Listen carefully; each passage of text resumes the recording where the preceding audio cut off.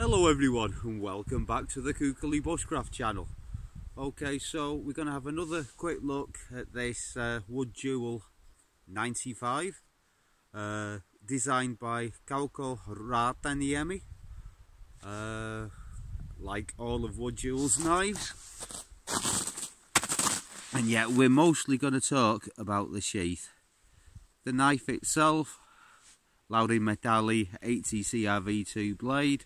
The blade's really nice. This is a nice little carving knife. Quite a fancy handle. You can see the join here isn't quite 100% even. You just have a look around there. Very, very minor.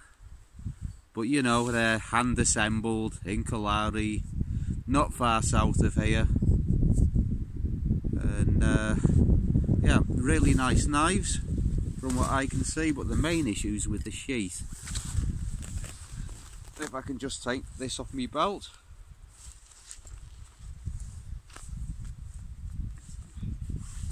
So I've been taking this into work with me for 2 weeks.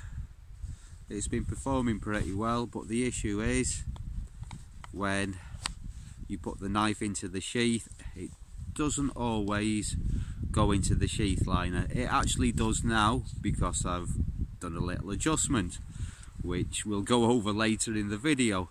But this seems to be a problem with quite a few wood duel knives, by no means all of them.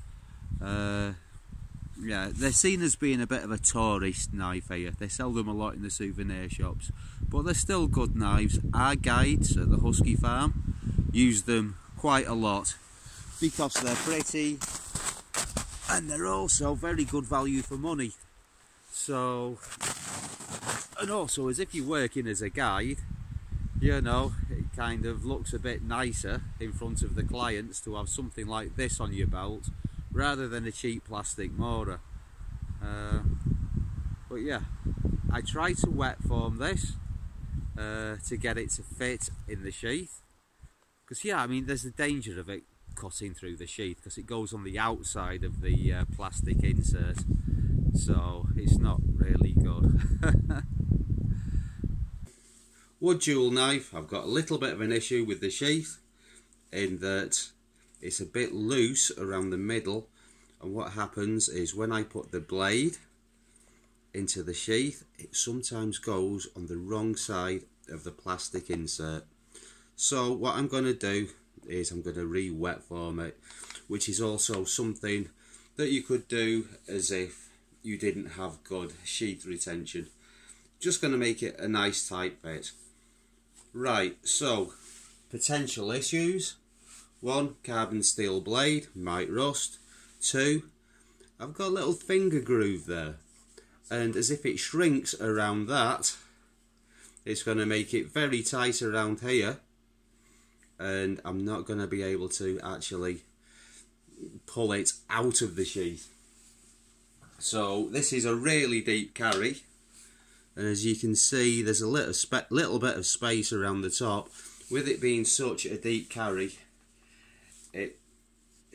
you know, you do need just enough space to be able to remove the knife, because it goes right down to there, like yeah, like is very common with finished knives.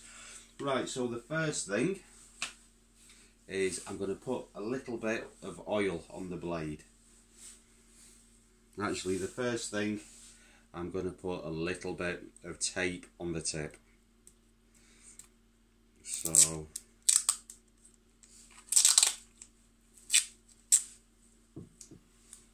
and I'm going to wrap the tip in cling film, and all this is for is that the blade doesn't pierce through the cling film. So I'm going to put a little bit of just vegetable oil on the blade, and this is something that I do just in case. The cling film should be enough.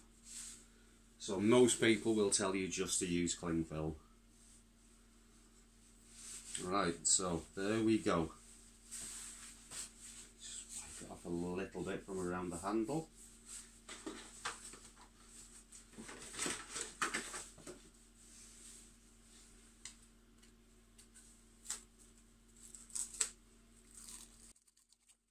Okay, well, the sheath didn't shrink, hardly at all, but I thought I'll go through the process. So basically, around the little finger guard, I'm packing it out just a little bit, cling film all the way around the blade, and a little bit around the handle too.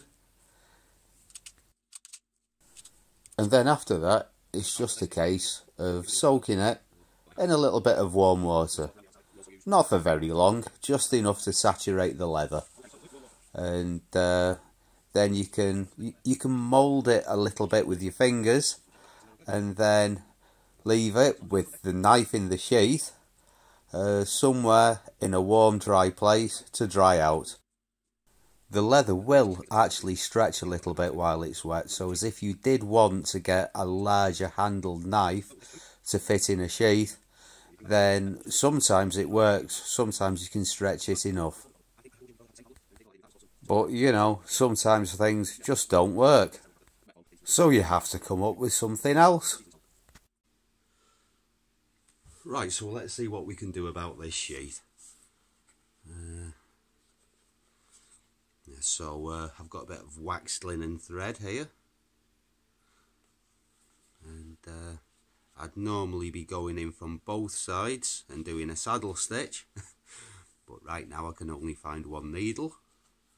So what I'm going to do is I'm going to look for the sheath liner and go in just above the sheath liner, and I think this leather is soft enough that I can just push it through without an awl. A thimble would be nice.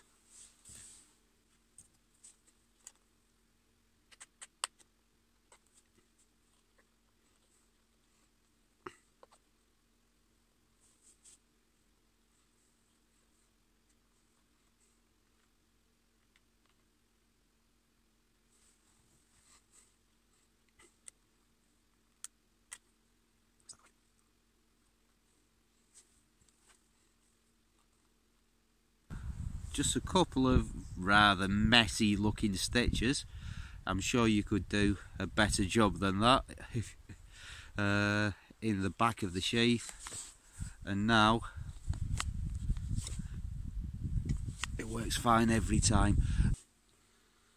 So I've been using this at work for 2 weeks, and yeah, normally with my work knives I sharpen them about once a week, which, to be honest, isn't often enough. But I was using this yesterday for cutting some ash. So seasoned ash, the stuff they use for making dog sleds here. Ash is a good wood. It's quite shock absorbent. Also makes pretty decent axe handles. I should have got a little piece of paper here.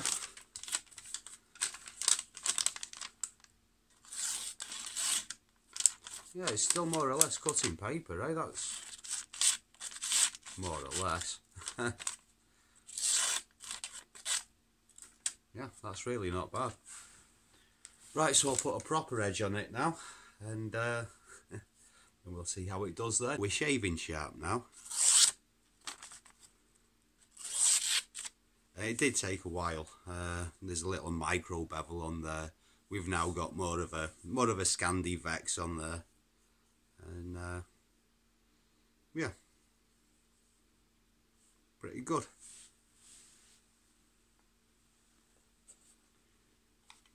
You know, I could have done a neater job really, but it's at the back, so nobody's gonna see it.